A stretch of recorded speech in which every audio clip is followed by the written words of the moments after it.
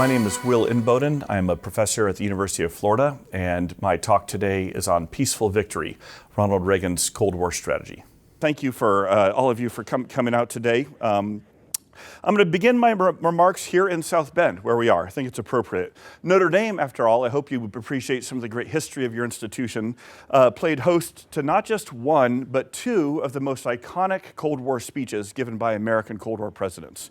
And these happen to be just 4 years apart. The first, in May of 1977, just 4 months into his presidency, President Jimmy Carter delivered the commencement address here, where he famously downplayed the Soviet Union's malevolence in the Cold War and proclaimed, quote, "We are now free of that inordinate fear of communism." Again, one of the most famous phrases from an American president in the Cold War, uttered here at Notre Dame at commencement. And this is part of Carter's broader effort to tamp down Cold War tensions. By this point, we were into the fourth decade of the Cold War, this really terrifying nuclear standoff between the Soviet Union and the United States. And Carter's speech also reflected the bipartisan consensus of the détente framework that had been developed by his two Republican predecessors, right? So this is not a partisan comment about Carter, the Democrat, saying we are now free of that inordinate fear of communism. His Republican predecessors, Richard Nixon and Gerald Ford, had shared Carter's view that the Soviet Union was a permanent fixture on the geopolitical landscape. That is, we needed to get past the time for the United States thinking that it could defeat the Soviet Union or the Soviet Union trying to defeat the United States. We needed to find areas of cooperation and mutual understanding while managing areas of difference and strategic tension. So, Carter did not think the Soviet Union was America's friend. He wasn't that deluded. But he didn't really want to see it as an enemy either. Rather, it's just a strategic competitor in the stable bipolar world of the 1970s Cold War. And so the role of American foreign policy, in Carter's view, was to manage this competition, balancing areas of difference while developing areas of cooperation. 4 years later, almost to the day, the man who defeated Carter for re-election, the new American president, Ronald Reagan, also journeyed to South Bend, very intentionally to deliver the 1981 commencement address here. And he delivered a very different message about the Cold War. Speaking here in May of 1981, Reagan prophesied, quote, "The West won't contain communism, it will transcend communism. It will dismiss it as some bizarre chapter in human history whose last pages are even now being written." So Reagan's speech suggested a very different strategic framework for the Cold War. Reagan viewed the Soviet Union as fragile and vulnerable, and he saw Soviet communism as an illegitimate system that should not, could not, and would not endure. Unlike every previous American Cold War president, from Harry Truman on up to Carter, Republicans and Democrats, who had viewed the Cold War primarily as a great power rivalry, which happened to be a contest of ideas, Reagan reversed that. He had a very different theory of the case. He saw the Cold War as fundamentally a battle of ideas, which happened to be overlaid on top of a great power rivalry. And so he viewed Soviet communism, the Soviet system, not as a rival system to be contained. Containment was the strategic doctrine guiding American Cold War policy for the previous few decades. But rather, he saw Soviet communism as a vile idea to be defeated. And so it's here at Notre Dame that he first kind of throws down the gauntlet of this very new and different view of the Cold War. Caused great controversy at the time, but it kind of set the tone for the next several years of Reagan's Cold War strategy, which I'll be talking to you about today.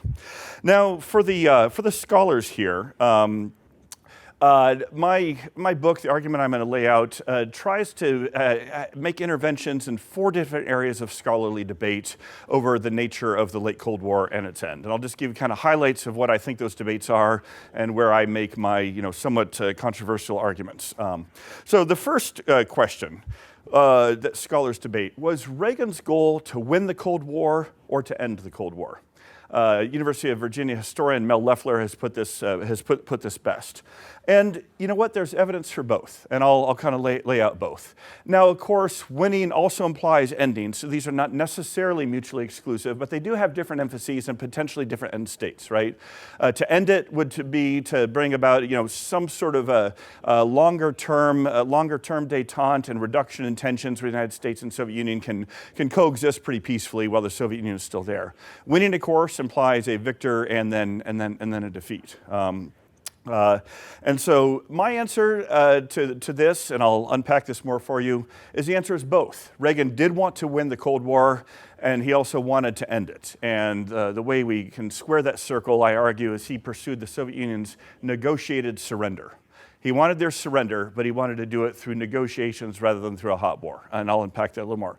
The second scholarly debate, this is more about Reagan himself and the Reagan presidency.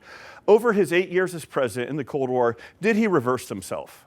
Scholars such as Beth Fisher, Jim Mann, and others argue that there's really two Reagans. There's the more bellicose, hawkish, confrontational Reagan of the first term, and then somewhere in the kind of the 1983-84 window, as he's preparing for re-election or right afterwards, he becomes the more conciliatory Peacemaker.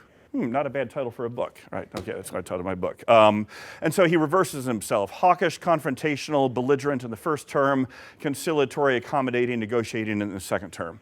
My answer to that, did he reverse himself, is no, he did not. And I argue for a more consistent policy throughout his 8 years of pressure and outreach simultaneously. Sometimes emphasizing one, sometimes emphasizing the other, but both are there. The third scholarly debate, who deserves more credit for the peaceful end of the Cold War, Ronald Reagan or Mikhail Gorbachev? Most scholars who look at this will definitely favor Gorbachev. Bill Taubman, Archie Brown, Vlad Zubak, others see Reagan as perhaps kind of a bystander, maybe gets a little bit lucky, not very central to this, or at best a junior partner who has the good sense to go along with Gorbachev. My answer on this, first, I have to be very, very clear. Both of them deserve credit. Both of them are essential. You take away either Reagan or Gorbachev, and you have a very different outcome to the Cold War, or maybe we'd still be in the Cold War. Come to think of it, maybe we still are in the Cold War, but that's another one, right? However, in the interest of being provocative, and again, I'll try to unpack this, I think weighting the two, I give more credit to Reagan. I see him as a more singular player than necessarily Gorbachev, even though they're both essential. And part of that, and I'll unpack this for you a little bit more, is throughout his first term, I argue that Reagan does a lot to very intentionally create the conditions for a reformist leader to come to power in the Soviet Union. Right? He doesn't dictate to the Politburo, thou shalt select Mikhail Gorbachev, but he creates the conditions that make Gorbachev come into power as a reformist leader much more likely. And because Reagan had been looking for a reformist leader, he embraces Gorbachev much sooner than most other foreign policy experts thought that he should. So that's why I give Reagan a little bit more credit there than Gorbachev. The fourth scholarly debate is, all right, as we look at the still rather unusual, surprising, perhaps even unprecedented peaceful end of the Cold War, ending with, of course, the people of Germany tearing down the Berlin Wall, and then 2 years later, the Soviet Union self-immolating, right, collapsing. Was that finally a product of structural factors, right? Was it just inevitable? Can we look back now and understand there were so many other tectonic shifts going on in the international system, changes in the global economic order, changes with the communications revolution of a new human rights consciousness, shifts in the international distribution of power. Was it these structural factors that really bring about this peaceful end of the Cold War, and Reagan and Gorbachev just kind of happened to be the two guys in charge when it came along? Or was it more contingent, right? Did it really depend on individual leadership? And you've already heard some of my argument for Reagan there.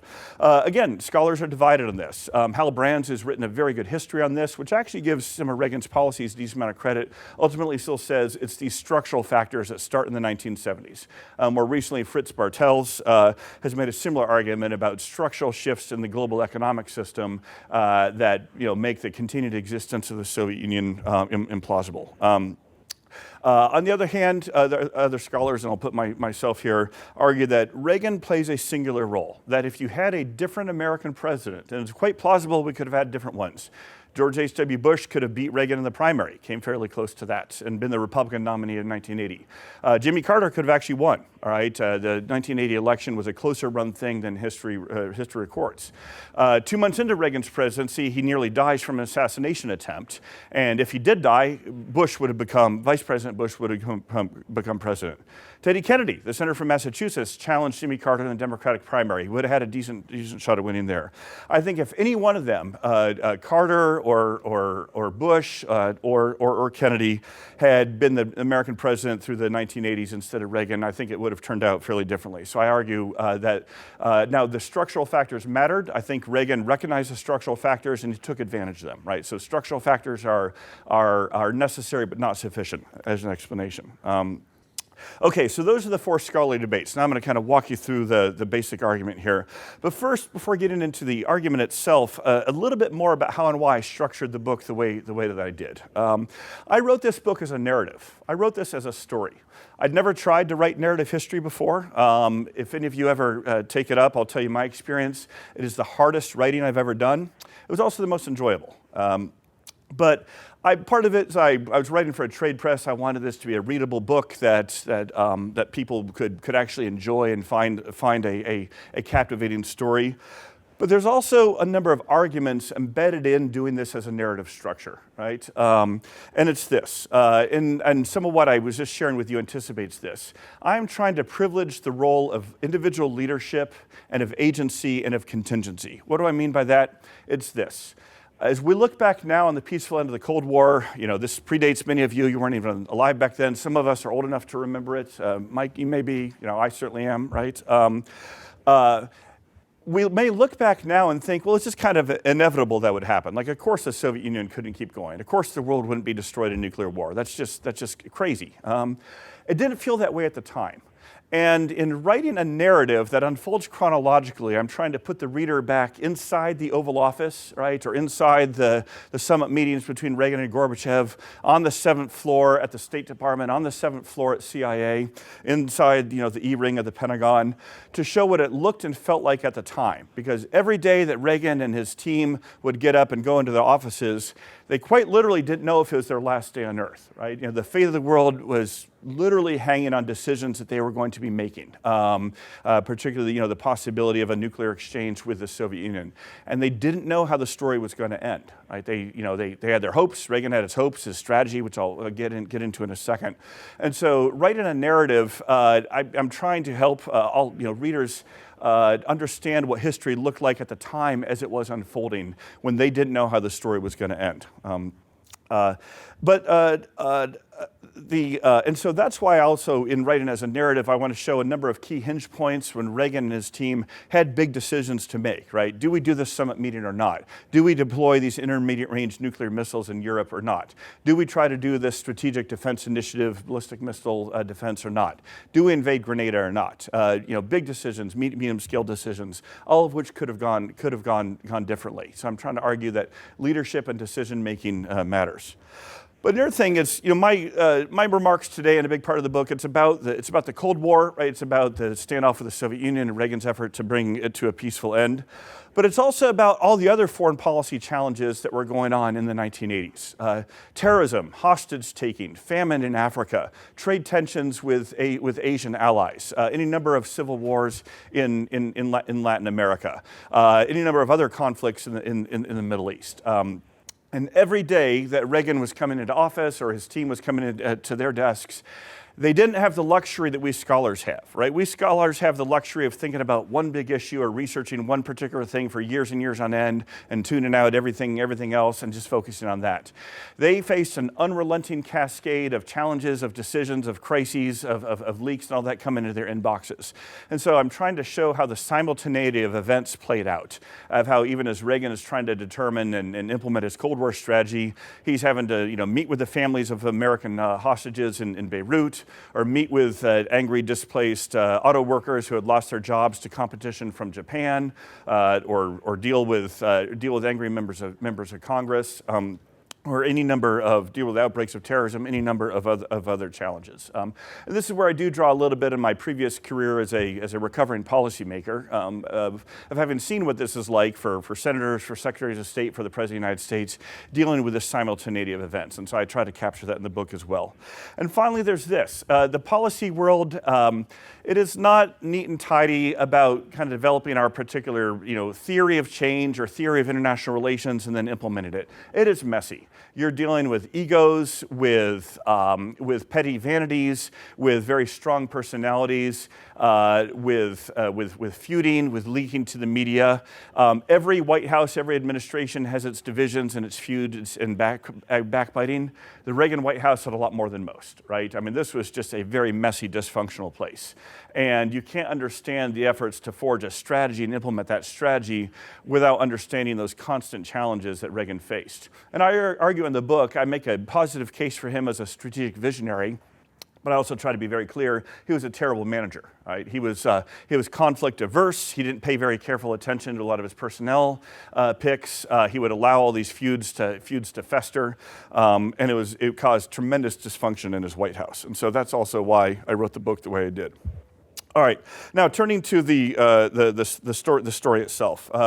To set the scene, the day that Reagan is elected in November of 1980, and then a couple months later when he takes the oath of office on January 20th of 1981, the United States was a mess. Our country was at really arguably one of its very lowest points in modern history. And there were at least 6 different crises that Reagan inherited that had been bedeviling the United States for the previous decade. The first is a military crisis. When Reagan takes the oath of office, it is 8 years, almost to the day, that the last American combat troop had withdrawn from South Vietnam. And that was the first lost war, unambiguously lost war in our country's history. Right? 59,000 dead Americans, over 3 million dead Vietnamese, and a lost war. And so the military was disgraced and demoralized. And again, 8 years earlier, that was not distant history. That was yesterday. That was still a very painful memory. The military was also terribly underfunded. We had just transitioned from a draft to an all-volunteer force, which over time was absolutely the right thing to do. And that's why the American military today is very capable. But at the time, the all-volunteer force was not working out too well either. So Reagan inherits a military crisis. Then there's the foreign policy crisis. If one were to do a scoreboard in the Cold War at the time by almost every metric that was available at the time. Most objective observers would say the Soviet Union is winning, the United States is losing, right? So just looking at the advances of communism over the previous decade, almost in every case by armed force and revolution, communist regimes had taken power throughout the global South, right? So just in the previous decade, Laos, Cambodia, South Vietnam, Angola, Mozambique, Ethiopia, Nicaragua, Grenada, Afghanistan, South Yemen, on every continent, had all fallen to communism. Most of those sponsored in some way or another by the Kremlin, right? And so if you believe in the tides of history and the trends of history and being on the right side of history, the right side of history at the time seemed to be communism, right? That seemed to be advancing. The Soviet Union itself stood at the apex of its military might. It had over 40,000 nuclear warheads, the largest nuclear arsenal in human history. Most of those targeted at the United States and our European allies and some of our Asian allies. So the Cold War scorecard was very bad for the United States. But that wasn't the only crisis. We also had a major crisis in the Middle East. Our previous ally, the right-wing Shah's dictatorship in Iran, had been toppled in the Iranian Revolution. And 52 Americans, diplomats and spies and Marines were taken hostage for a year and a half by the new Iranian revolutionary regime. It was a humiliating episode for the United States. It made the United States look like a crippled giant. So there's the foreign policy crisis. Third crisis, the energy crisis, right? OPEC, a number of years earlier, had imposed an oil embargo on the United States in the wake of the 1973 Yom Kippur War.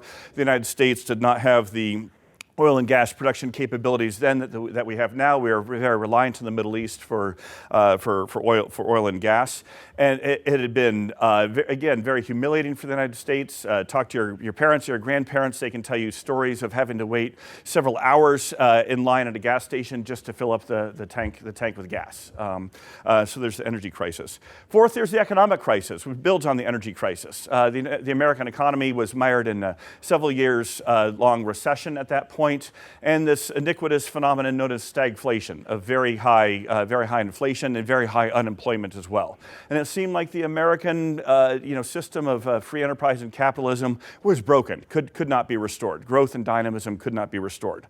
So those are the four policy crises. That led to the fifth crisis, the crisis of national morale. The United States didn't believe in itself anymore. Right? We just thought we were a bunch of losers. We felt like losers. Our policies were losing, and we were very divided and demoralized as a country. We just didn't believe in ourselves anymore. And finally, there was a sixth crisis, which builds on all these. It was the crisis of the presidency itself. When Reagan is sworn in and inaugurated as the 40th president, the previous 5 presidencies had all ended in some sort of failure or not, right?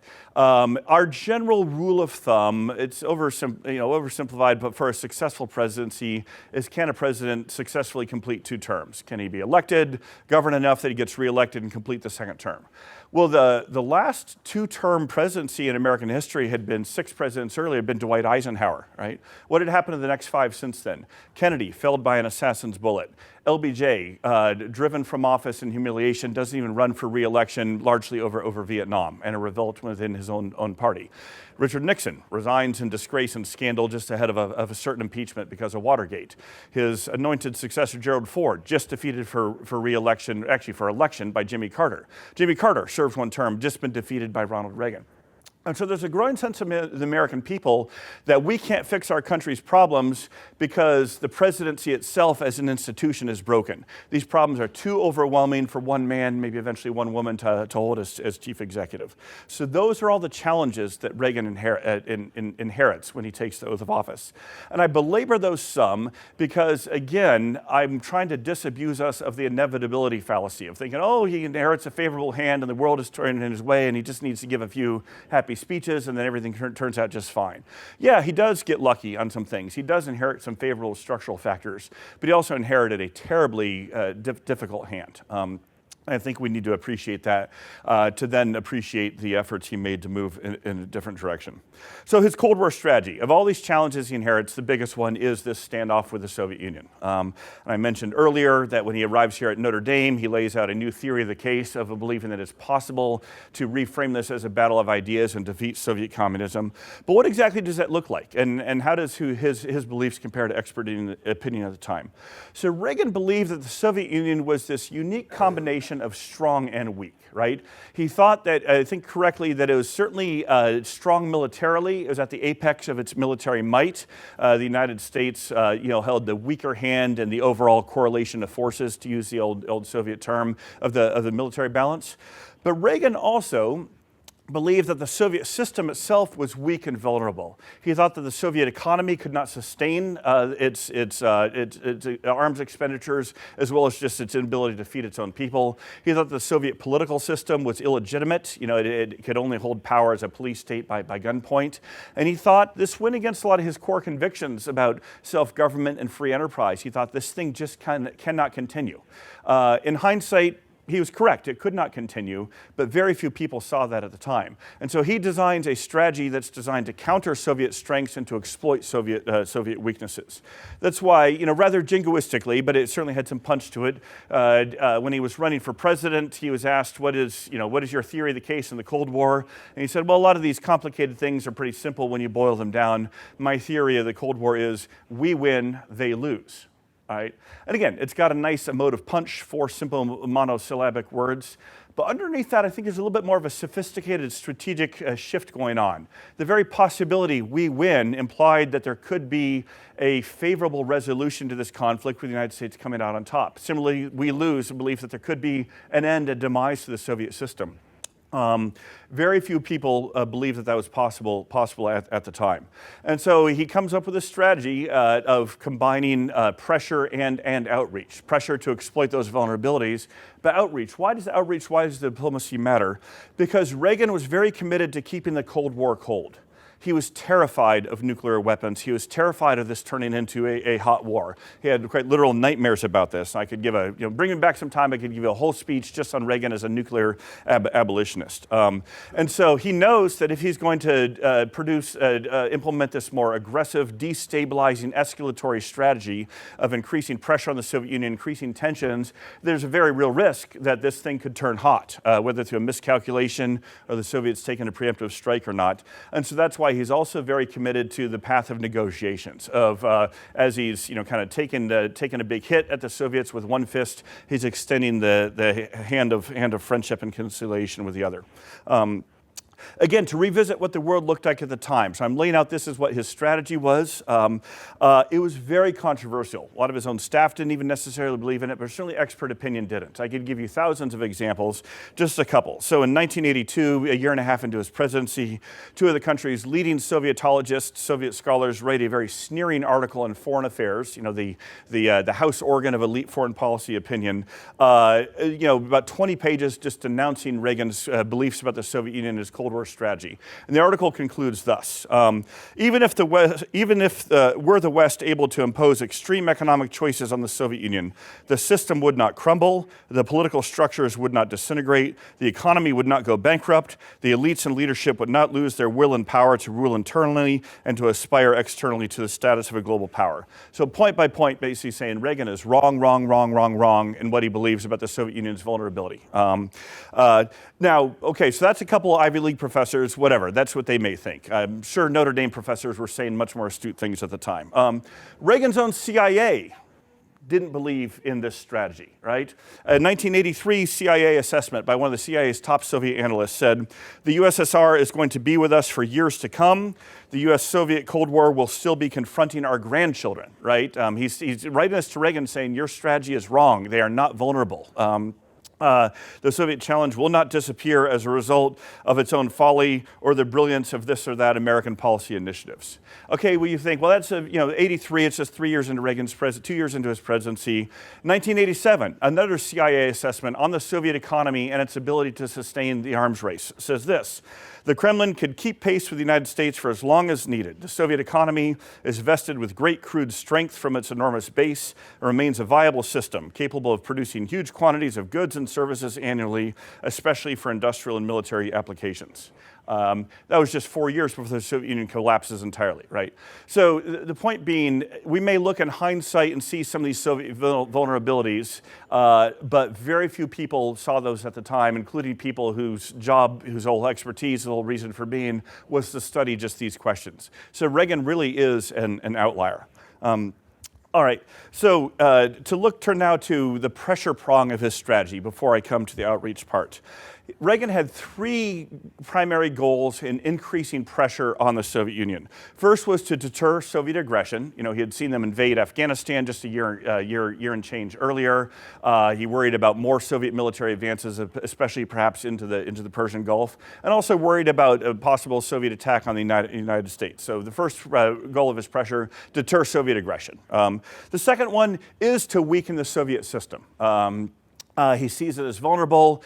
He thinks that if we escalate this arms race in particular, that it will put more pressure on the Soviet system so that it might demise. But the third one I alluded to earlier, and I'll say here again, is the third reason for his pressure is to strengthen the reform elements within the Soviet system. He didn't see it as a monolith. He knew that there were potentially Soviet reformers lurking out there, and he was asking, can we from the outside do anything to help shape the conditions or influence Politburo decision-making to strengthen the reform elements? Again, because part of his strategy is to see the Soviet Union produce a reformist leader with whom he could negotiate.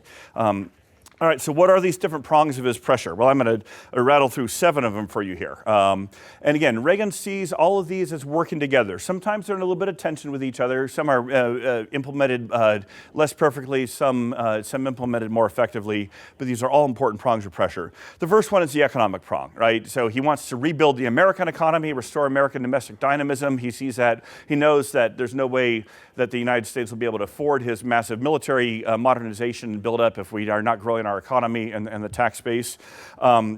But he also believed that the American economic system had much more dynamism and durability and growth potential than the Soviet one did. And so he wanted to bring economic pressure on the Soviet system. He had a line, he would often say, the Soviets liked the arms race a lot better when they were the only ones running in it, right? So he's very clear, I want to get into an arms race with them because I think America can win this arms race.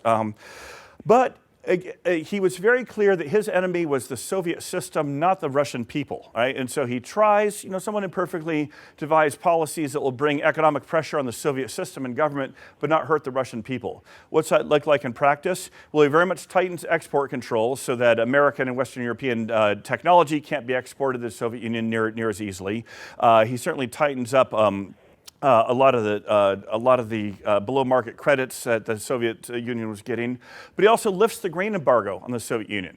Soviet Union, even though it's the largest country and previously had been one of the largest wheat producers in the world, couldn't feed its own people and was reliant on buying American-grown grain from here in the Midwest.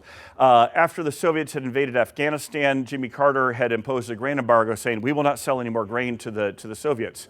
Reagan thought, well, this is hurting American farmers and it's hurting Russian people, but it's not really hurting the Kremlin. And so he was very clear, the Russian people are not our enemy, right? They are our potential allies in this. And so let's help feed them. And it's also a propaganda win for the United States. So instead, his economic pressure, like I said, is designed to go after the Soviet defense system and the things that were propping up the Soviet system itself, not hurt the people. The military prong, very, very important one. This is the one that's in some ways most remembered about the Reagan administration. Reagan, with strong bipartisan support from Congress, dramatically increases spending on the Pentagon, right? He dramatically increases the American military budget. And that's the thing that most people remember. They think, all right, he just wanted to outspend the Soviets. And yeah, that's part of it. But here's something that's not very well appreciated. Reagan, with his military modernization, and notice I keep saying modernization rather than just expansion, wanted to outsmart and outsmart the Soviets and not just outspend and outbuild them. And so he embraced a framework that had been developed by, among others, Andy Marshall with the Office of Net Assessment at the Pentagon in the 1970s called competitive strategies, which is let's look at the areas of the Soviet Union's relative strength, military strength. They had larger conventional forces, had the edge in ICBMs, and let's look for ways that we can impose costs on those strengths while exploiting their weaknesses. And so, at the time, these figures are a little bit rough, but the Soviet Union and the Warsaw Pact had about 80,000 battle tanks, primarily T-64s and T-72s for any old arms wonks here. And the United States and our NATO allies had about 10 to 20,000 tanks. So the Soviets had about four times as many tanks as we did. Reagan decides he doesn't want to try to match them tank for tank, but rather let's gain some asymmetric advantage with tank-killing aircraft, like the A-10 or the Apache helicopter, one of which could take out about 10 Soviet tanks, right? That's just one example. I could go through, the Soviets had, the world's premier air defense system, right? They had a thicket of surface-to-air missiles, which would take out any B-52 bomber that we might send over there. So instead, Reagan invests a lot in cruise missiles, and then in the B-1, which can do terrain hugging, fly underneath the radar. And of course, then stealth technology in the B-2, B-2 bomber, which also comes online during these years to neutralize the Soviets' advantage. So again, no matter how many more surface-to-air missiles they build, ours could get through.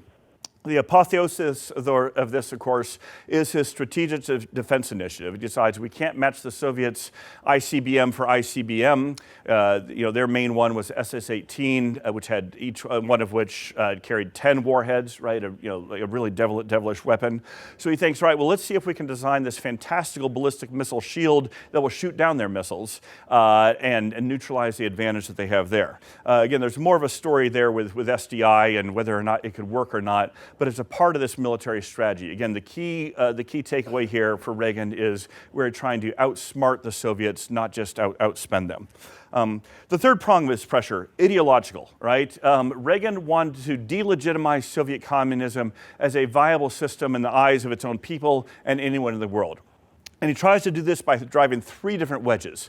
First, he wants to ostracize the Soviet Union so that he drives a wedge between it and the rest of the international community. He wanted to depict it as an outlaw pariah state. Second, he wanted to drive a wedge between the Soviet Union and its colonies, its coerced satellites in the Warsaw Pact of Central and Eastern Europe. And third, he wanted to drive a wedge between the Kremlin and its own people. And so how does he do that? Well, part with a rhetorical offensive. I already mentioned his inflammatory prediction here at Notre Dame that communism will be some bizarre chapter in human history whose last pages are even now being written. If you read all of his foreign policy speeches and you read them in succession, he's got some artful turns of phrase, he's got some jingoistic lines, but underneath it all, he's trying to make a pretty sustained argument delegitimizing Soviet communism. So in 1982, he goes to Westminster in London, and he says the march of freedom and democracy will leave Marxism-Leninism on the ash heap of history. In 1983, he calls the Soviet Union the evil empire and the focus of evil in the modern world. In 1987, he stands at the Brandenburg Gate and says, "Mr. Gorbachev, tear down this wall." And again, the most important words there are not so much tear down this wall, it's Mr. Gorbachev, right? Because he is reminding the people of divided Germany and the rest of the world that the Berlin Wall had not been put up by East Germany, it had been imposed by Soviet imperialism. It had been imposed by Soviet dictator Nikita Khrushchev. And through all this, Reagan was trying to take Marxist-Leninist ideology and turn it on its head, right? So what's one tenet of Marxism? It's a belief in the historical dialectic, the inevitable engine of history, which will cause the demise of capitalism and eventually bring in a workers' utopia. And so when Reagan says that Marxism-Leninism will end up on the ash heap of history, he's predicting a very different dialectic there. He's saying that their fundamental belief is wrong. What's another tenet of Marxism? It's to denounce capitalism and the capitalist world as inherently imperialistic. So when Reagan calls the Soviet Union the evil empire, Moscow was furious. They were deeply offended. Why? You're probably thinking he called them evil. That's really mean, right? No, it's because he called them an empire. Because that goes against their entire self-conception and their ideology, saying it's you Americans that are the imperialists. We're not. We're leading movements of workers' liberation. And so, through his ideological delegitimization, he was trying to turn Marxism-Leninism on its head. All right, the fourth prong of his pressure is human rights and religious freedom. So Reagan became a great champion of Soviet dissidents, whether it's Jewish refuseniks or Protestant pastors or Catholic priests or Orthodox priests who are imprisoned inside the Soviet Union or behind the Iron Curtain. Partly he does this out of humanitarian concern, but partly because he wanted to show the peoples of the Iron Curtain, the peoples of the Soviet Union, that America was on their side, that America was a champion for their cause. And by highlighting the oppression that these peaceful dissidents faced, he could also show the rest of the world the illegitimacy of Soviet communism. If you are such a strong, vibrant, legitimate system, why do you have to imprison your own people just for peaceful dissidents? Why will you not allow your Jews to freely emigrate to Israel or elsewhere? Why will you not allow pastors to meet privately in their homes to lead Bible studies? Why are you imprisoning them for doing this? And so, again, countless examples I can give you in my book of how before Reagan would negotiate with the Soviets on just about anything else, he'd always first give them a list of imprisoned prisoners of conscience and say, I want to see these people released. And if you'll release them and show some good faith there, then we can talk about arms control. Then we can talk about the balance of forces in Eastern Europe. Then we can talk about trade imbalances and sanctions. So that was, again, the fourth prong of his pressure. The fifth prong, the Reagan doctrine. All right, again, quick little detour into history. The United States had gotten itself into a terrible misadventure in Vietnam about 15 years earlier, trying to stop the advance of communism from North Vietnam into South Vietnam. The war had ended in a disaster and a disgrace. Reagan and many other Americans were very chastened by that and realized, okay, we don't like communism advancing around the world, but the answer is not to deploy 500,000 American combat troops in someone else's civil war in a far-off land which has a communist veneer. But, so the Vietnam option is off the table. We're not going to do that again. That's why Reagan is very careful about actually deploying force, right? He is not trigger happy at all. But he also has this problem of communist regimes were advancing throughout the global south. I gave you the list earlier. And he realized every time they are not coming to power through free and fair democratic elections and through peaceful means. They are coming to power at gunpoint. And a lot of the people in these different countries don't like being ruled at gunpoint by a Kremlin-sponsored communist government.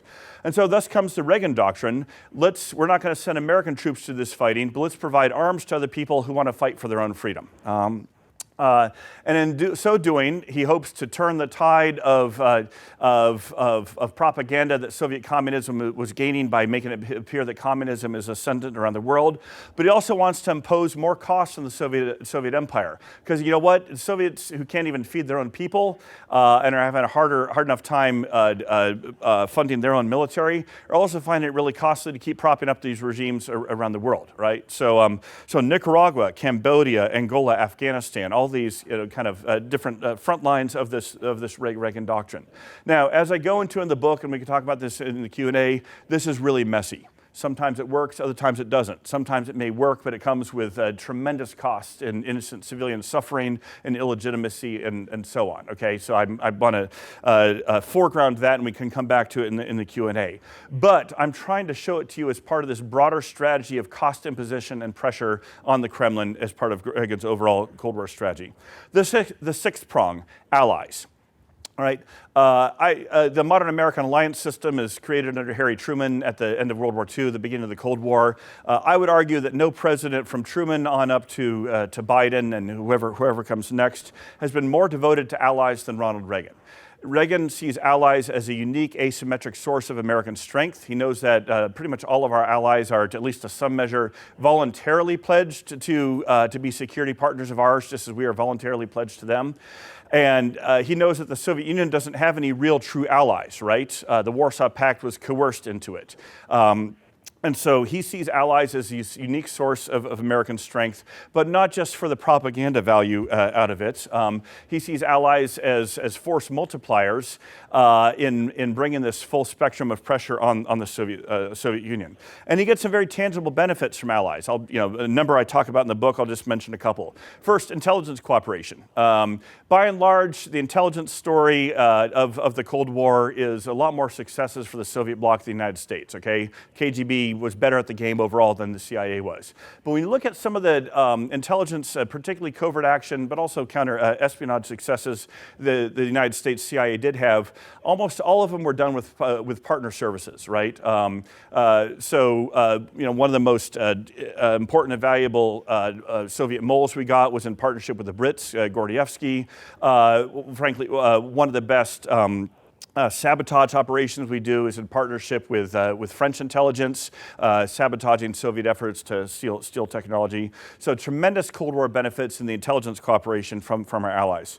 But also on defense spending, right? So I told you how Reagan comes in and dramatically increases American defense spending, but he also inherited the same problem that every president since Truman has had, again, on up to Trump and Biden, whoever comes next. Here's the dirty little secret about allies. They are free riders, right? They don't do enough burden sharing. They don't spend enough on their defense. Reagan had that real problem too. His answer to that was not so much to publicly scold and threaten and humiliate the allies, but to lead by example, to show the United States was doing our part and more on our part, and then to quietly hug the allies and hug them tighter and hug them really tight and squeeze them a little bit and say, all right, Helmut, all right, Maggie, all right, Yasu, I need you to spend more on your defense. So Japan, as one example, America's most important ally in Asia. During the 8 years of the Reagan presidency, 6 years of which his very close friend Yasuhiro Nakasone is the prime minister, Japan triples its defense spending, largely from quiet pressure from Reagan, right? Triples it in real constant dollars. It's a dramatic defense buildup. And that, in turn, brings a lot more pressure on the Soviets in their Far East, and then frees up the 7th Fleet to bring more pressure on the Soviets in Southeast Asia, rather than having to do all that in Northeast Asia. So Reagan gets tremendous benefits from the allies. Our intermediate range nuclear missile deployments is another example I could give you. The final prong of the pressure here is enlarging the free world, right? So if Reagan sees the Cold War as a battle of ideas, I've already laid out for you how he wants to show communism as a bad idea, but what's the best way to defeat a bad idea? It's have a good idea. And so Reagan wants to show the world particularly the communist world, that democratic capitalism, that open markets and self-government are just a better way to live. The people are happier, are more prosperous, they are more stable. And so, and that's how he wants to help win this battle of ideas, to show that the American bloc, the free world bloc, is a better place to live. And so as part of this, he's very aggressive in promoting free trade agreements, and promoting economic freedom. And he invents NAFTA. I know NAFTA's gotten, come under bad odor in recent years, but this was part of Reagan's vision of a North American hemispheric free trade bloc. And he also, and this is something that's not enough appreciated about him, he realizes that American support for right-wing anti-communist military dictatorships may pay some short-term dividends, right? Keeps the Soviets out, keeps the communists out. But it also erodes America's moral authority, all right? If we're saying we believe in human rights and freedom and democracy and we want these Soviet dissidents released from prison, how can we be turning a blind eye to Chilean or Salvadoran or South Korean or Taiwanese dissidents who are also imprisoned in part with our support? And so Reagan also, especially in his second term, quietly but firmly puts American diplomatic and economic power behind easing out a number of military dictators and supporting peaceful transitions to democracy, because he really believes the free world needs to actually be free and not just anti-communist. And again, there's structural factors that are in play here as well. He's both lucky and good. Okay, the lucky part matters. But this is why over the course of Reagan's second term, in Asia, South Korea, Taiwan, the Philippines all undergo peaceful democratic transitions away from military dictatorships. In Latin America, El Salvador, Chile, Argentina, Brazil all do as well. And so this is another prong of delegitimizing Soviet communism, is showing the positive virtues of the free world. Okay, finally, in my closing time, just a little bit on the outreach part. The pressure part I spent more time on because it's so fully orbed, but the outreach part is there as well. Again, he wants to keep the Cold War cold. He wants to find a negotiating partner in the Soviet Union. And he's very criticized for this, the first American president in Cold War history, in the entire Cold War, who doesn't meet with his Soviet counterpart in his first term. All right? Every previous president, from Harry Truman on forward to Jimmy Carter, had met with his Soviet counterpart, Soviet dictator, Soviet premier in his first term. Reagan doesn't do that. It's not for lack of trying. If 2 months into office, he writes this very gushing letter to Leonid Brezhnev, the Soviet premier at the time, saying, I want to meet with you. I want to work out our differences. We need to avoid destroying the world in nuclear war. But Reagan, as part of this outreach, as part of this quiet signaling to the Soviets, I want to negotiate with you. I don't want the Cold War to turn hot.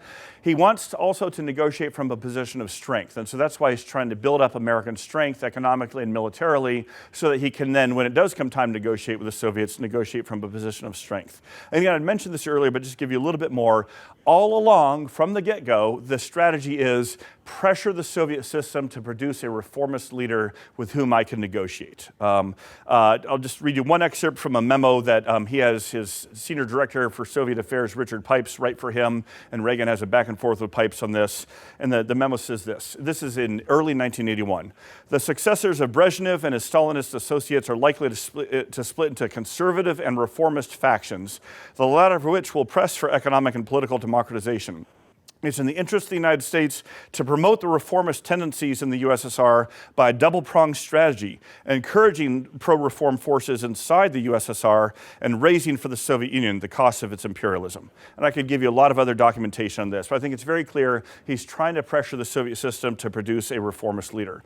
And this is why I described I titled my chapter in my book, When Gorbachev Comes to Power 4 years later, Waiting for Gorbachev. Because Reagan had been waiting for a Gorbachev. He didn't know it was going to be Mikhail Gorbachev himself, but he'd been looking for a reformist leader to come along. And again, I don't want to overstate this. Gorbachev mostly comes to power because of Politburo's decision-making and internal Soviet dynamics, but American pressure was shaping that milieu. American pressure was shaping those dynamics. And there's another part of this. When Gorbachev first comes to power, some people think maybe this guy will be a reformer, but most experts are still fairly skeptical. They think, all right, he's just kind of an old-style Soviet who just has a better-looking wife and is more smiling and charming, right, and plays to the cameras better. But Reagan very early on thinks, no, this guy may be the real deal. And why does he recognize that? Because he'd been looking for one. And when you're looking for something, you're a little more apt to find it. So, all right. So then, once Gorbachev actually does come along, he and Reagan have this series of very iconic summits: Geneva in 1985, Reykjavik in 1986, Washington in 1987, Moscow in 1988. Gorbachev is very much feeling the pressure. He is often complaining to his Politburo colleagues, the American arms race is bankrupting us, we can't keep this up. He's terrified of SDI, the Strategic Defense Initiative. Again, I mentioned this earlier. Most experts then and now said this thing will never work. They were probably right. But you know what? In diplomacy, that doesn't necessarily matter, because there were two people in the world who believed the SDI would work. They were the only two who mattered, Ronald Reagan and Mikhail Gorbachev, right? I think the documentary record is very clear. Gorbachev really thought this thing was going to work. And so Gorbachev realized, wait a minute, my biggest military advantage over the United States is this tremendous ICBM force I have. But those crazy Americans are building this, fantastical high-tech program which might be able to shoot these out of the sky. And if you read the transcripts, and unfortunately they're now all declassified, we have the transcripts of every word ever spoken between Gorbachev and Reagan. You will see Gorbachev is obsessed over SDI. All right? He keeps coming back to it, trying to do whatever he can to persuade Reagan to drop it. This is not just an act, right? Gorbachev is not going to spend so much time worrying about this if he doesn't actually believe in it. But along the way, these two start as rivals, and this is another, frankly, touching thing about reading the transcripts of their meetings. You can trace, reading these, transcribed words on paper, you can detect the beginnings of a genuine friendship. Real trust, mutual goodwill, caring about each other as individual human beings, relating to the struggles and burdens of leadership, and both of them looking for a way out of this Cold War. Now, Reagan, in looking for a way out of the Cold War, never stops wanting to see Soviet communism go away, but like I said, he wants to go away peacefully. Gorbachev also wants to see a peaceful resolution of the conflict. He wants to preserve Soviet communism, okay? So ultimately, he wants to reform the system, and Reagan wants to end it. More that could be said there. I'll just highlight one of their signal achievements, of course, is the Intermediate Nuclear Forces Treaty, where the two of them come together for the first and thus far only time in history, conclude a treaty that eliminates an entire class of nuclear weapons, these intermediate range nuclear missiles, which during the Q&A I can explain to you a little bit more about just how destabilizing and troublesome those were. And that's only done on the basis of the real trust and goodwill that these two leaders develop, as well as the alignment of their incentives. And we look back with some nostalgia for it, but very controversial at the time. Reagan takes a lot of heat for it, and he takes most of the heat from his fellow Republicans, and from two different camps of Republicans. Yeah, the Jesse Helms and the hard right hardliners think he's a squish and selling it to Gorbachev. But three other very important, very well-respected Republican leaders come out strongly against this treaty, and they think Reagan is getting duped by Gorbachev and giving away American security and selling it to allies. And that is Richard Nixon, Henry Kissinger, and Brent Scowcroft, right? These are not ideologues, right? These are kind of the uber realists, right? They also think that Reagan is just getting fleeced by Gorbachev. And so he is, again, much more visionary, really kind of out on a limb here in believing that, I've been demonizing the Soviet system for so long, but we now have a reformist leader that I can work with, that I can really take some risks and some gambles for peace. And they're certainly able to with that treaty. And so that's why, coming back to my original argument, I think that, Reagan's strategy is best summarized as this pursuing the negotiated surrender of the Soviet Union. And the negotiated part is really important. All right, I will just close with this, and this will give you a little bit of a hint of one of the main places where I got the title for the book. And this is, we'll fast forward now to June of 2004. Reagan has just died, some 15 years after he left office, after he left the presidency, and his casket is lying in state in the Capitol Rotunda. Thousands, hundreds of thousands of Americans coming to pay tribute to him before the final burial. And then in the midst of this, there's a surprise visitor shows up at the Capitol Rotunda, and it's Mikhail Gorbachev, the much earlier deposed former Soviet leader. And Gorbachev goes up to Reagan's casket. There's a hush throughout the Capitol. You can see a video of this. It's very, very moving. And he rubs the casket. He bows his head quietly, and then he says this: Ronald Reagan was an extraordinary political leader who decided at the right moment to be a peacemaker. And so that is his final tribute to Reagan. Thank you very much. I threw a lot at you, but I'd be happy to answer any questions. Thank you.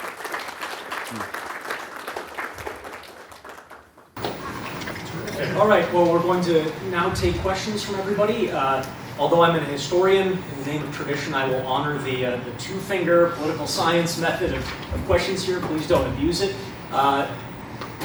Questions from the audience? We'll try to privilege students to start here. Yes?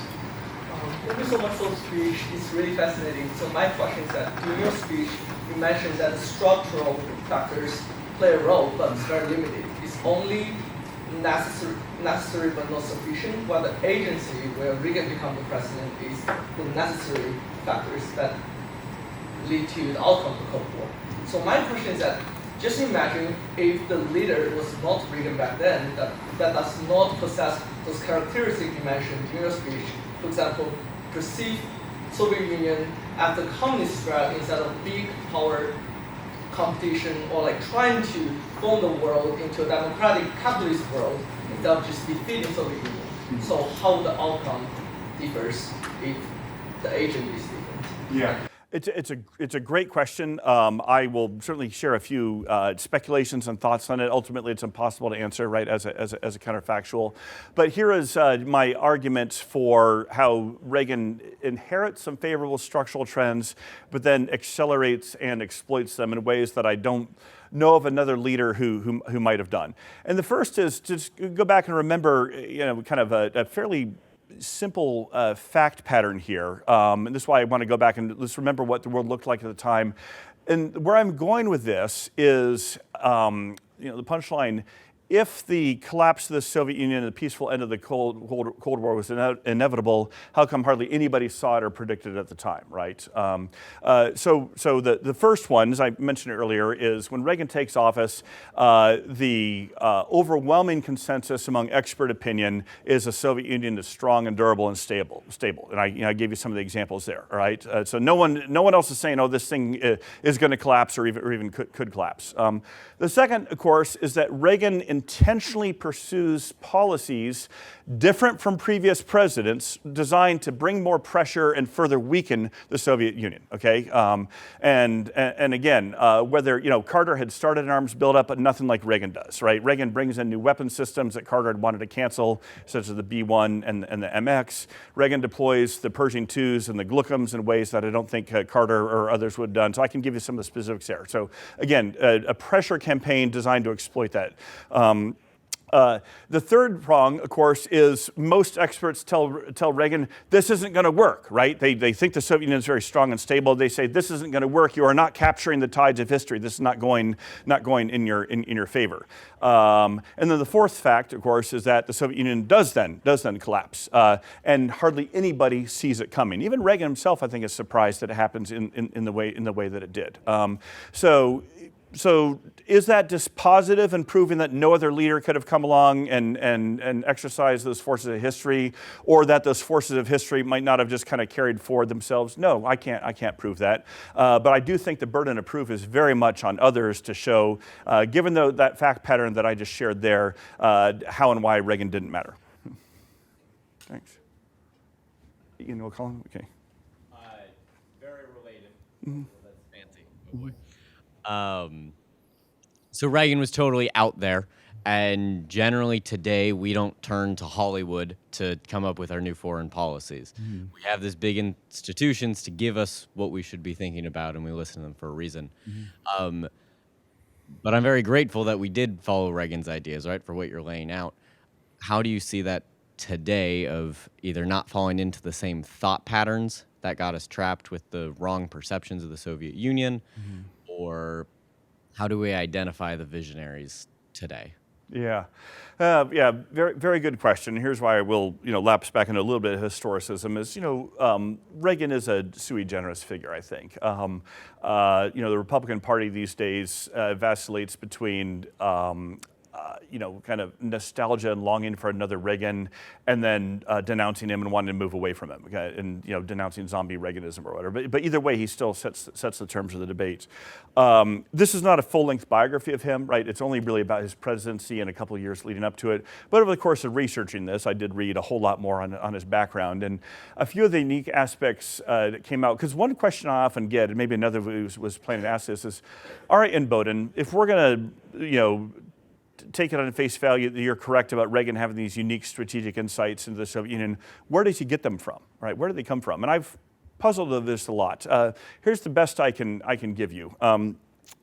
Part of it is he's a very first principles convictional politician, okay, or convictional leader, which is that he has a set of principles, political convictions that he develops primarily in the 50s and 60s about the superiority of free markets, the superiority of self-government, of democracy, of individual freedom.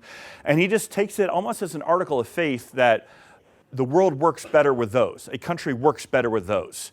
And so starting with that, that principle, he then is going to look with skepticism on other systems that don't have that. So, that's one, right? When you start with those first principles, rather than collecting data and building up a case from the ground up. The second one, though, is he's a very intuitive leader, and he reads more than people give him credit for. He's not an intellectual, right? I think he's a man of ideas, but he's not an intellectual. I want to draw the distinction there. But he also learned a lot through human experience. And particularly through the 1970s, when he finished up as governor of California before he becomes president, one thing that he did quite a bit of is he'd meet regularly with exiled Soviet dissidents and other prisoners of conscience, but from behind the Iron Curtain. And he'd always ask them their stories. Tell me your stories, right? What gave you the courage to resist? What was it like there? Why did you come out? And he kept hearing from them over and over again. Our whole society, our whole system is built on an edifice of lies. Don't believe anything you hear. Don't believe the propaganda. Don't believe the official economic statistics. We don't trust our government. We don't trust each other. Our government doesn't trust itself. The bread lines were a lot longer. Don't believe the Potemkin villages that are shown. And so, Reagan would be reading, these economic assessments saying the Soviet Union, the economy grew, 2% again last year and it's going to keep growing. But then he's hearing all these stories. And so when the human experience, the lived experience of people isn't aligning with the data that he's getting, he goes with the human experience part too.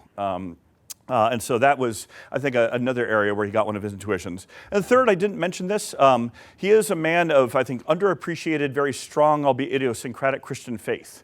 And he thought any society that mandates state-sponsored atheism, that persecutes people for any sort of belief in God or the transcendence, is also illegitimate and can't be sustained. And so he thought, and he quite literally would say this, that God was eventually going to bring down Soviet communism as well. And so that was another one of the sources of his insights. Who on the contemporary scene would have a similar combination of attributes? I don't know. We have a two-finger from you. Yes.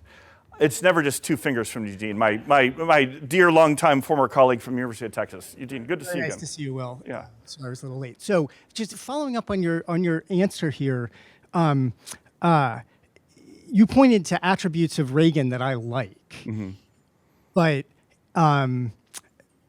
and the modern, neither political party, but the one that's interesting is the Republican Party, venerates Reagan, but denies, especially the first two of the three attributes that you just mentioned.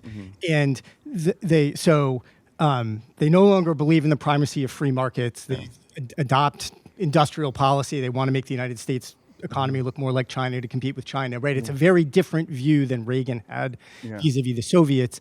And then the kind of practical experience, confidence, we can make things work. It's become a very pessimistic, not Reagan's optimistic view, yet they still claim to love Reagan. And so, I mean, this is sort of two-faceted, right? So one, maybe harder to answer, what happened, what went wrong, and the other, like and then the other is that maybe is easier. When modern Republicans venerate Reagan, what do you think they mean? Because they don't mean the key characteristics of Reagan that you just described.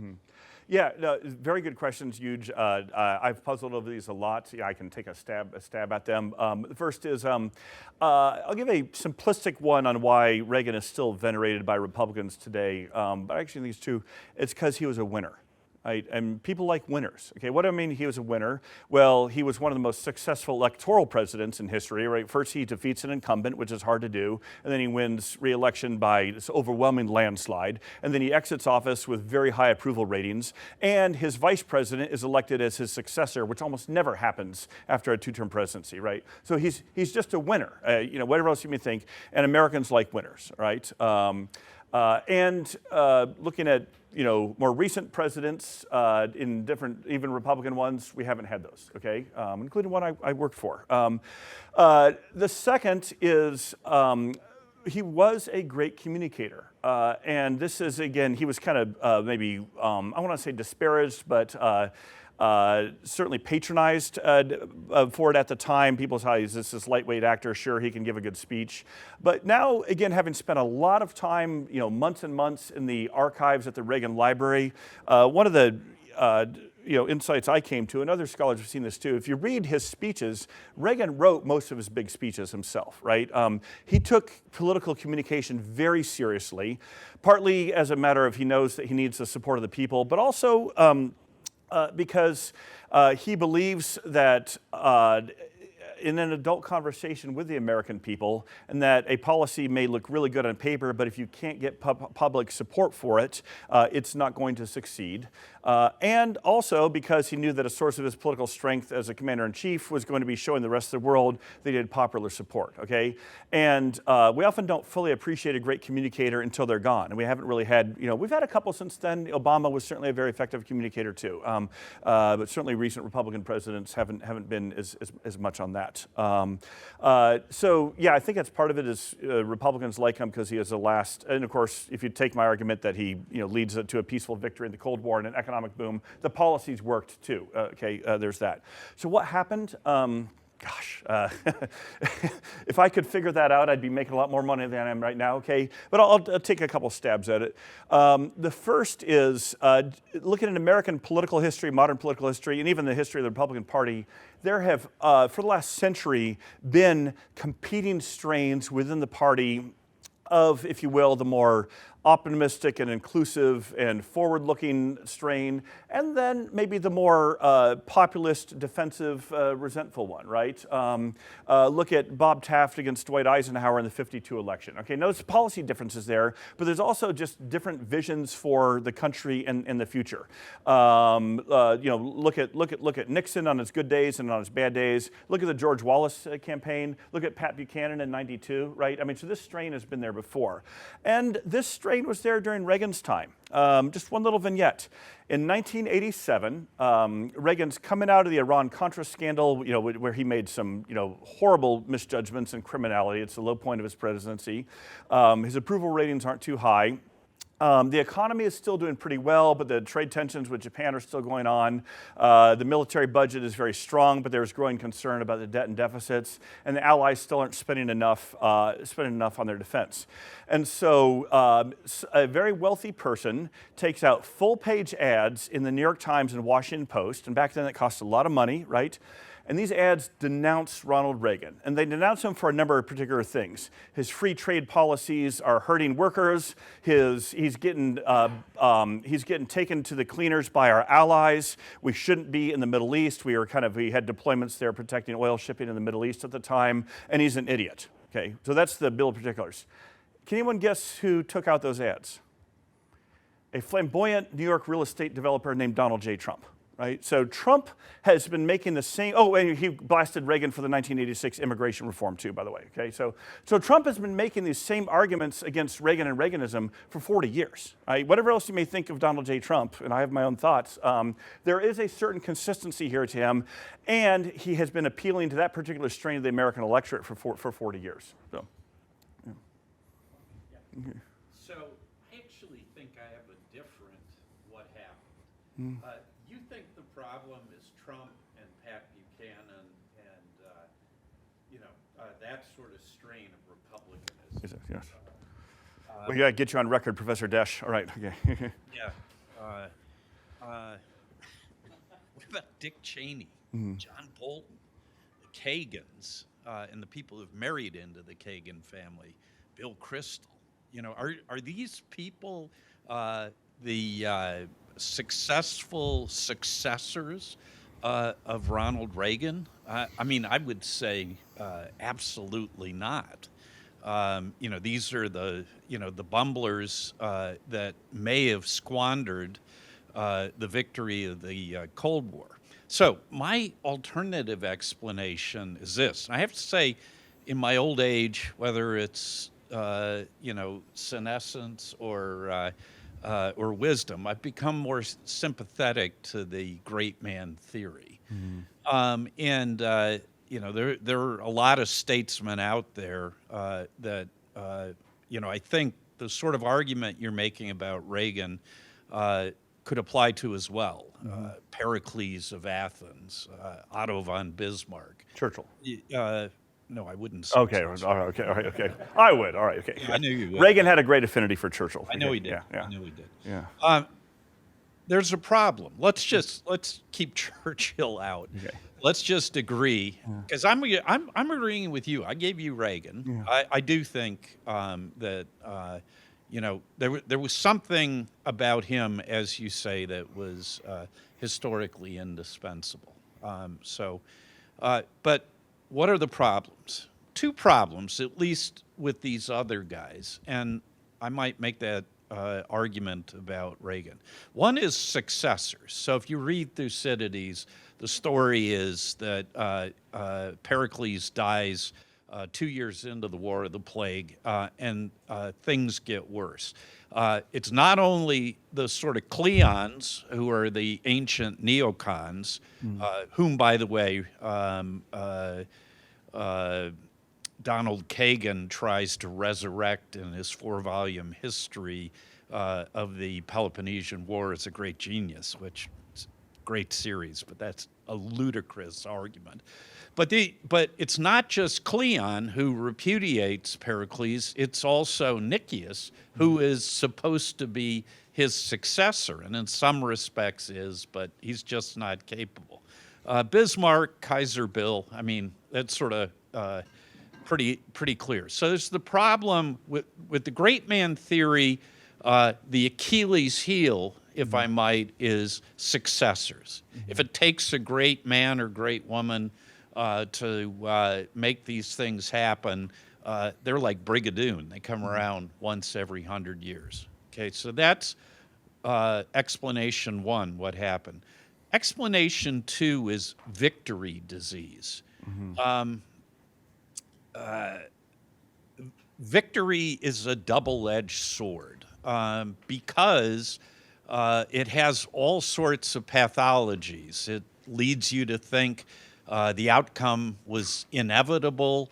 It leads you to grasp on to things to explain the victory that might actually not be connected with it. It's like, it's why I never allow myself to go to Las Vegas. The key danger is I'd go in, I'd put a quarter in the slot machine, I'd win $50, and then, by the end of the weekend, I'd be, $10,000 down. I mean, it's sort of human nature.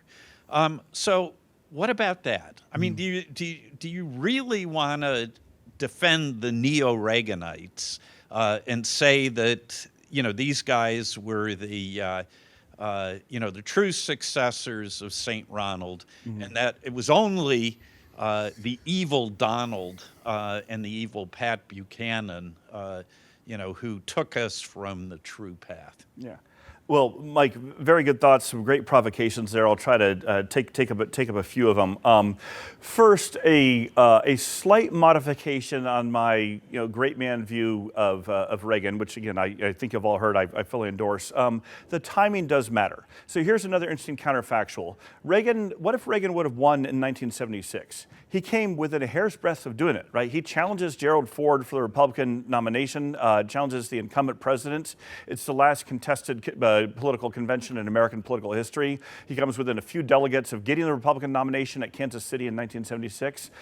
Ford then goes to lose to Carter very close, right? And mostly because Ford had pardoned Nixon. Sorry for this digression. The point being, it was I think if Reagan would have got the nomination in 76, which he came very close to doing, he probably would have won the White House. I'm not sure that his policies and strategic vision and disposition and all that would have worked. I don't think the timing was right necessarily in 1976. I don't think the Soviet Union had reached the crisis point of its vulnerability open for exploitation. They're not. I can't prove this at all, right? So in that sense, Reagan's loss in 76 gives him another 4 years to study the issues and gives history and these structural factors another 4 years to turn more in his favor. So that's one. So that's my little asterisk on the great man view. But the other one is, thinking about successors. And the number of ones you mentioned there, and I know you have in mind, obviously, military misadventures, invading countries in the Middle East. This is where Reagan is really unique, right? So the public image of him is this belligerent warmonger, right? Denouncing the evil empire, doing this massive nuclear buildup. I want to come back to something I mentioned just in passing. During his 8 years as president, while talking very tough, while presiding over the significant military modernization and expansion, maybe in American history, certainly since World War II, how many times and in what context does Reagan actually deploy American troops in combat? Anyone know this? Once. And it's in Grenada. It's over in a weekend. All right? This is because he's actually very restrained about the use of force, right? But maybe that's just a unique 8 years. So what's the comparison case? George H.W. Bush, right? Not belligerent, not a warmonger at all, prudent, careful, cautious, balanced, realistic. How many times does he deploy American ground troops in combat in 4 years as president? Half the time as Reagan. Twice. Just Cause in Panama, invades Panama, does a regime change operation in Panama, and does it again in Desert Storm, the first Gulf War. Both of which, by the way, I think are defensible and were reasonably successful. But again, Reagan is much more restrained and cautious about the use of force than all the folks who came after him, Mike. And so in that sense, maybe there are some more continuities with some of the others that you would think of more favorably there. All right. Yeah.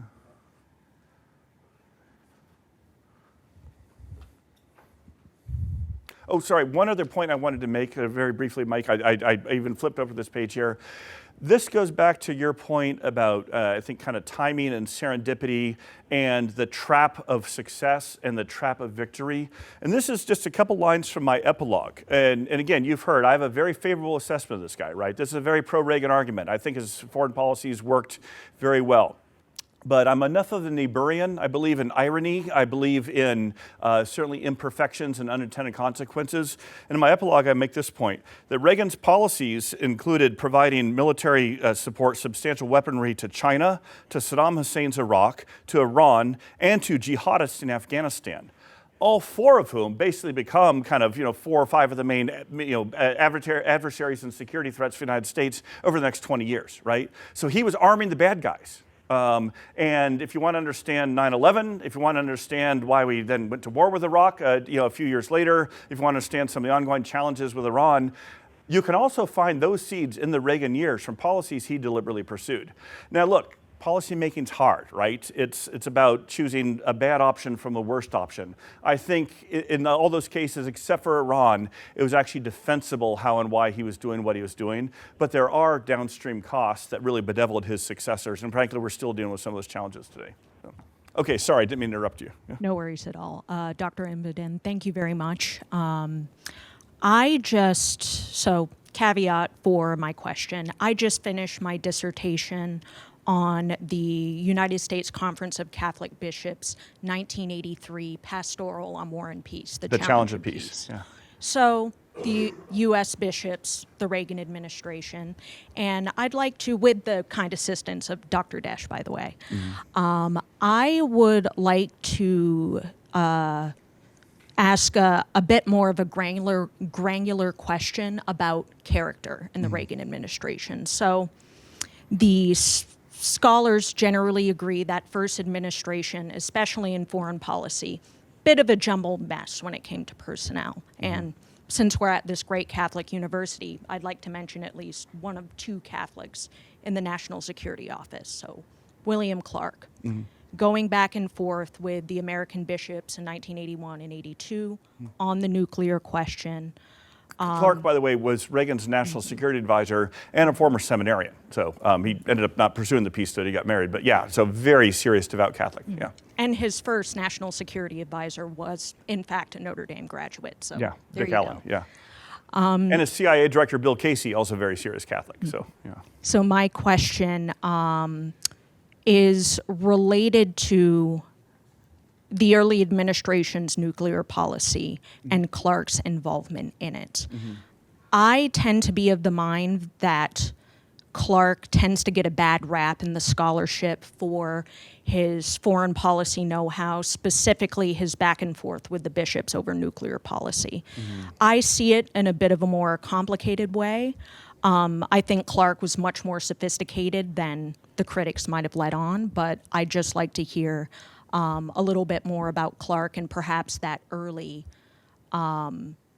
period in Reagan's foreign policy that it really looks like he was not going to get it together before the '83 election. Yeah. Great questions. Thank you. This is catnip for me since I spent a lot of time on this, and I think you're going to hear we're in violent agreement, but I'll give a little bit of context for everyone else and how and why this matters. So I mentioned at the beginning that I want to make a case for Reagan as a strategic visionary, but I also said he was a horrible manager, right? So he was conflict averse. His father had been an alcoholic, and so Reagan was always very uncomfortable with personal confrontation and would not become personally close to people, and just had never paid attention to the details of management. And so really throughout his 8 years as president, his administration is an organizational mess.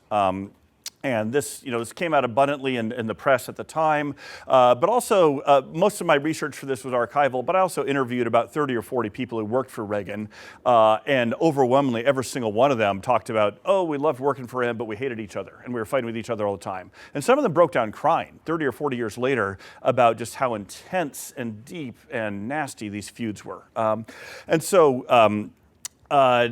When Reagan became president, he had picked his first national security advisor, Dick Allen, who didn't work out over the course of the year. And then Reagan realized, I need to get someone better in here because national security, the Cold War, is one of my top priorities, and my team is just a mess. And so he turned to one of his oldest and closest friends, who had been his chief of staff when he was governor of California, Bill Clark. And Clark had almost no foreign policy experience. He had been deputy secretary of state for just a few months at that time. But even in his confirmation, he had admitted that he'd traveled outside the United States once when he went to Mexico for his honeymoon. He didn't know the names of most prime ministers and presidents. This guy was totally out of his league. And when I was doing the research for my book, I read most of the memoirs of other people who had served in the Reagan administration, and most of them are very disparaging of Clark. Right? George Shultz, Reagan's great Secretary of State, who I really revere, trashes Clark in his memoirs. It's the guy was an idiot, didn't know what he was doing. And so I kept on hearing all this anti-Clark stuff. But then, when I dove into the archives and was actually reading a lot of the memos that Clark was writing back and forth to Reagan, when I'm reading Reagan's diary entries, and then when I interviewed people who had worked under Clark, I got a very different picture, that this guy was serious, he was principled, he was thoughtful, he was loyal to Reagan, and he was a good manager.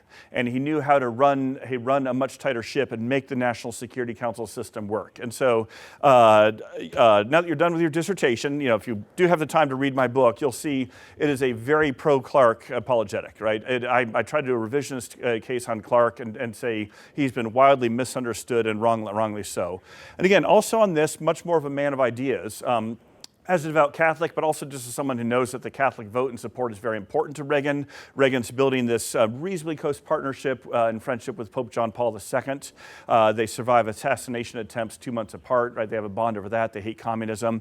And so Reagan and Clark were, I won't say terrified, but really, really worried that this, the Bishops' Conference letter to challenge the peace was going to come out and denounce their nuclear doctrine and really undercut what they're trying to do when they need that support. And so that's why he deputizes Clark to have lengthy back and forths with the bishops. And as you probably picked up, Clare Boothe Luce gets involved, who's a very colorful character, and a very young George Weigel is involved. And they're able to get some of the modifications they want, but nowhere near what it ends up being. And I think I treat this a little bit in the book. The larger tragedy is the bishops, for all of their careful study of these issues, completely overlooked an important fact that was in plain sight, which is that the president that they're writing this pastoral letter to criticize, Reagan, who they want to dismiss as too much of a nuclear warmonger, actually hates nuclear weapons even more than they do and wants to see them all entirely abolished. Right? And they miss that the abolitionist in chief is also the commander in chief. But what they also miss is he believes that the sequence is important, that you first got to get rid of the Soviet Union, then you get rid of nuclear weapons, whereas they wanted to first get rid of nuclear weapons and then hope maybe the Soviet Union is less dangerous. And so that was, to oversimplify a complex set of arguments. But does that help at all? Does that resonate with some of your research? Yeah. That does, thank you. And I'd also like to thank you for correcting my assumption that the title of your book came from Bill Clark's nickname for the MX missile, which was Peacekeeper. Yeah, that's right. So thank you. No, I'll tell you, I read you the Gorbachev vignette, but the one other place that my book gets the Peacemaker title, I'll just read it to you here, is Reagan's very last words in public life on foreign policy. This is just before he is diagnosed with Alzheimer's disease and retreats entirely from public life. He gives a speech at Oxford, to the Oxford Union in December of 1992, and he's surveying kind of the peaceful end of the Cold War and some of the emerging challenges. Yugoslavia is starting to break up, genocide, ethnic strife.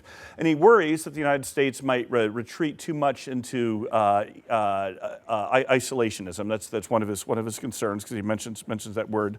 And then he closes with this. He says, "The work of freedom is never done, and the task of the peacemaker is never complete." So that's the other place I got the title. Thanks. Yeah.